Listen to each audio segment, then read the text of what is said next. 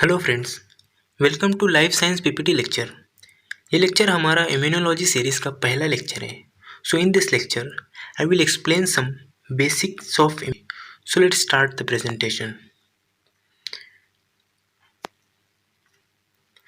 In this presentation, I will explain some basic point of immunology like introduction and definition, the immune system, external defenses, immunological memory, and the last one is specificity. So let's start our first point, introduction and definition.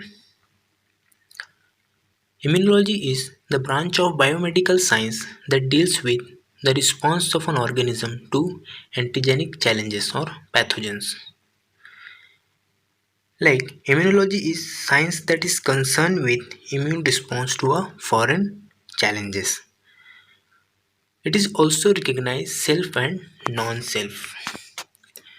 It means that it has the ability to recognize and respond to molecules that are foreign and to avoid making a response to those molecules that are self. ये कुछ इस तरह है friends कि हमारे immune system में दो दो तरीके के एंटीजन्स प्रेजेंट होते हैं। एक वो एंटीजन जो हमारी बॉडी खुद प्रोड्यूस करती है और एक वो एंटीजन जो किसी पैथोजन के ज़रिए हमारी बॉडी में इंट्रोड्यूस हुए होते हैं। तो हमारा इम्यून सेल है वो उन्हीं एंटीजन को रिकग्नाइज करता है और एलिमिनेट करता है जो फॉरेन होते हैं, जो हमारी बॉडी को हार्मफुल होते हैं। It deals with the defense mechanism including all physical, chemical and biological properties of the organism that help it to combat its susceptibility to foreign organism, material, etc. The word immunity was derived from the Latin word immunis, meaning exempt. Immunity is the capability of multicellular organism to resist harmful microorganisms or pathogens.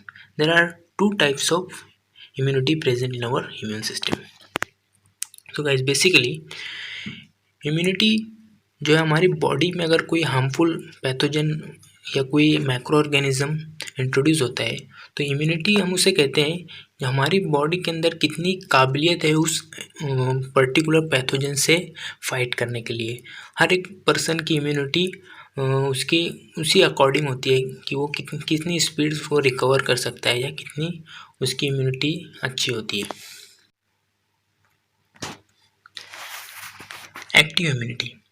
It is the adaptive immunity that is induced by natural exposure to a pathogen or by vaccination artificially. So friends, in this kind of immunity, a person develops his own immune response to a microbe or pathogen. Next one is passive immunity, resulting from transfer of antibodies or immune cells from an immune to non-immune individual. इसे हम एक example समझते हैं। If अगर कोई pathogen किसी एक person को वो इंट्रोड्यूस करता है और वो पर्सन उस पैथोजन के खिलाफ इम्यूनिटी जनरेट कर लेता है और उससे रिकवर हो जाता है, वो हो गया, वो पर्सन उस पैथोजन से इम्यून हो गया। मतलब कि अब अगर वो पैथोजन उसको दोबारा होता है तो उसकी बॉडी, उसके प्लाज्मा सेल्स में वो इम्यून सेल्स वो ऑलरेडी जनरेट कर चुका है जो उस पैथोजन के लिए के अगेंस्ट फाइट करते हैं।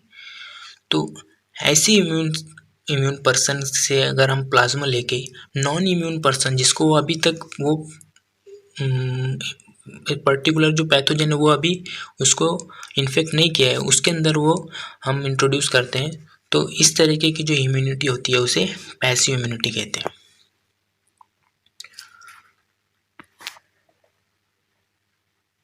So next point is the immune system.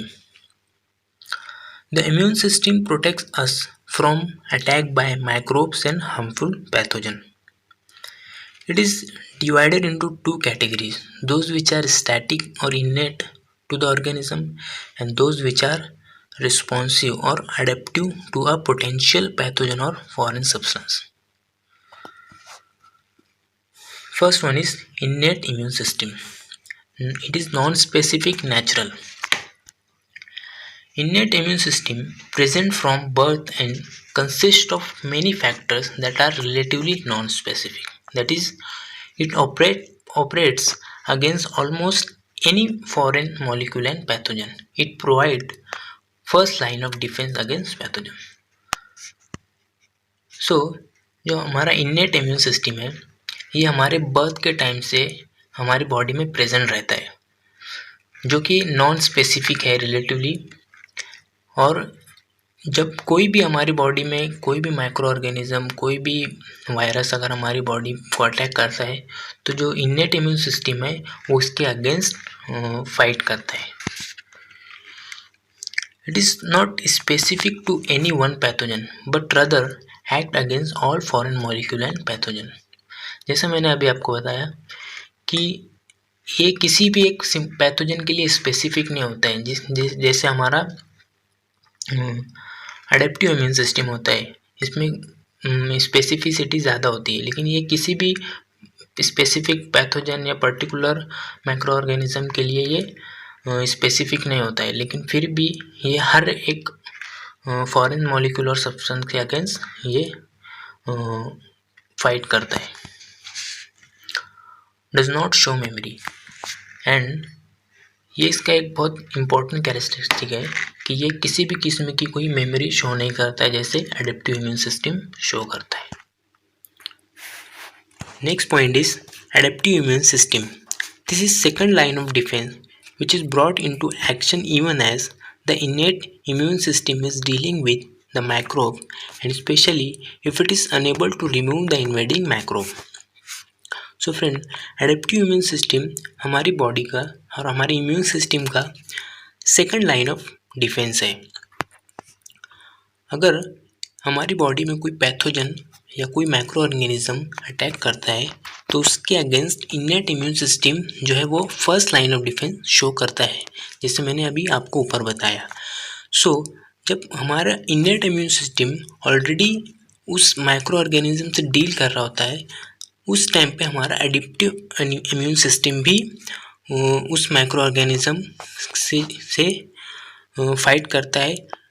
अगर हमारा इन्नेट इम्यून सिस्टम उससे डील नहीं कर पाता, देन हमारा एडेप्टिव इम्यून सिस्टम जो है उससे फाइट करता है और उसे एलिमिनेट करता है।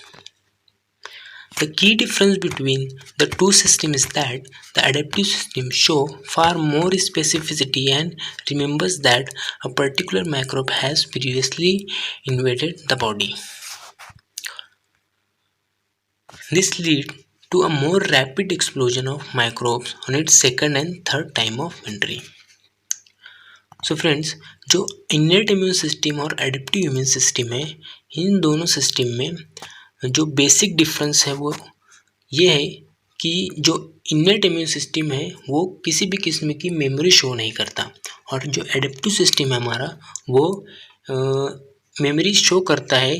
अगर हमारी बॉडी पे कोई माइक्रो ऑर्गेनिज्म पहले अटैक कर चुका है तो वो इस बात का ख्याल रखता है कि जो पर्टिकुलर माइक्रो ऑर्गेनिज्म या कोई वायरस है वो हमारे बॉडी को पहले इन्फेक्ट कर चुका है, तो वो उसके अकॉर्डिंग उस एडेप्टिव इम्यून सिस्टम में ऑलरेडी एंटीबॉडीज़ प्रेजेंट होते हैं। अगर वो सेकंड टाइम या थर्ड टाइम हमारी बॉडी को इन्फेक्ट करता है तो वो मोर रैपिडली उसके अगेंस्ट वर्क करता है और उसके अगेंस्ट फाइट करता है। Point is external defences in which physical barrier to entry of microbes. Microbes gain entrance into the body actively by penetration of the skin or passively by ingestion of food and inhalation. They have to pass across physical barriers such as the skin or epithelial cells which lines the mucosal surface of the respiratory, gastrointestinal and genitourinary tract. The microorganism enters in our body by two ways. First one is by penetration through the skin, and second one is by intake of food or through respiration. But uh, due to mucosal epithelial cells which secrete mucus, they face get difficulties to bind our epithelial surface of respiratory, gastrointestinal tract and genitourinary tract. Many of the cells at the interface with the outside world are mucosal epithelial cells which secrete mucus. In addition to providing a physical barrier, these cells have other properties useful in minimizing infection. Secretion. A variety of secretion at epithelial surface are important to create a hostile environment for microbial habitation.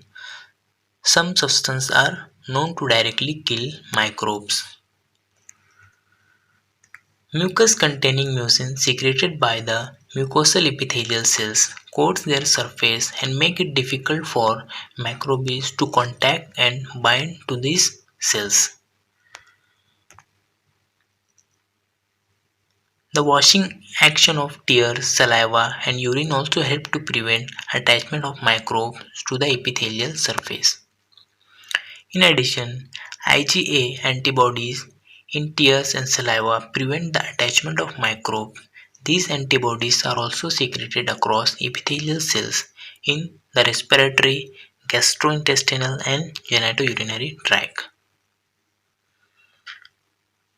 In this table, you can see the secretion at epithelial surface, in which the site, source, and specific substance secreted. The three columns are there.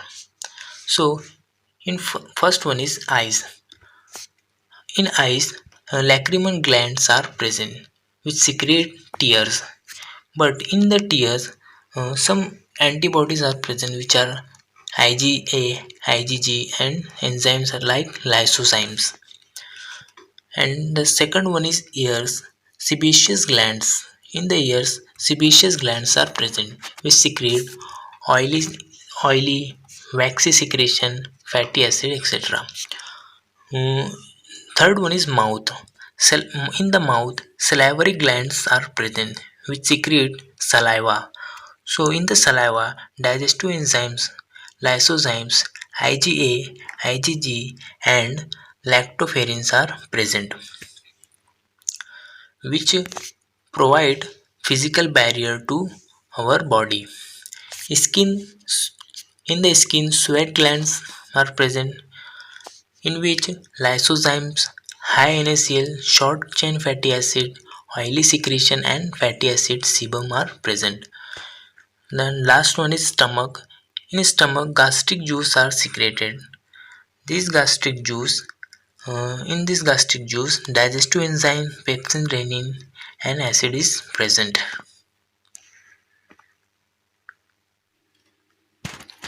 Our next point is non-pathogenic bacteria. They are also important in protection from infection. These are found on skin, in the mouth, and in the reproductive and the gastrointestinal tract. So in our body, so many non-pathogenic bacteria are present in our mouth, in our reproductive system, and in our gastrointestinal tract. So these bacteria are not harmful to our body. So these bacteria help to prevent pathogen from colonizing the site by preventing attachment, by competing for essential nutrients, and by releasing antibacterial substances such as colicins.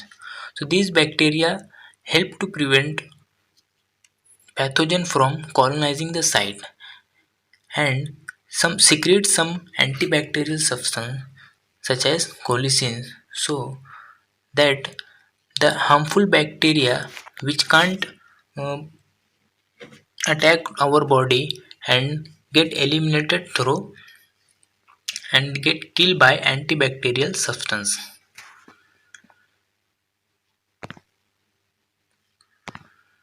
Our next point is immunological memory. It is the ability to recall previous contact with a foreign molecule and respond to it in a learned manner that is more rapid and larger response. It is also refers to the ability of B and T cell to produce long-lived memory cell that defend against specific pathogen. When B and T cell begin to replicate during an adaptive immune response, some offspring become long-lived memory cell. These memory cells remember all specific pathogen encountered during the animal lifetime and can thus call forth stronger response called the secondary immune response if the pathogen even invades the body again. Basically, immunological memory is a part of adaptive immune system in which they can adapt against specific antigen so that in future that same antigen attack to the body at that time the immune system of the body can fight against that antigen. This is called as memory. Immunological memory can either exist in active long-term memory or passive short-term memory. So let's see first passive memory. Newborn infants are particularly vulnerable to infection since they have no prior exposure to pathogen. Thus, the mother protects the infant through several layers of passive protection. During pregnancy, IgA, a certain isotype of antibody, is transported to the baby from the mother through placenta. So even baby have high level of antibodies with similar antigen specificities as the mother. Even breast milk containing antibodies that are transferred to the infant's gastrointestinal tract and protect against bacterial infection until the baby is capable of making its own antibodies. Since the fetus isn't making any memory cell or antibodies, that is called passive immunity. It is short term, ranging from couple of days to a couple of months. Active memory. Following an infection, long-term active memory is acquired by activation of B and T cell. Memory cells derive from their parent B and T cell and undergo clonal selection following infection, which increases antigen binding affinity. Following reinfection, the secondary immune response memory T cells rapidly proliferate into active helper and cytotoxic T cells specific to that antigen, while memory B cell rapidly produce antibodies to neutralize the pathogen. Long-term active memory consists of rapid response and from permanent immunological memory so long as those memory cells survive. Now our last point is specificity, in which ability to recognize and respond to a particular antigen among a number of different antigens is called specificity.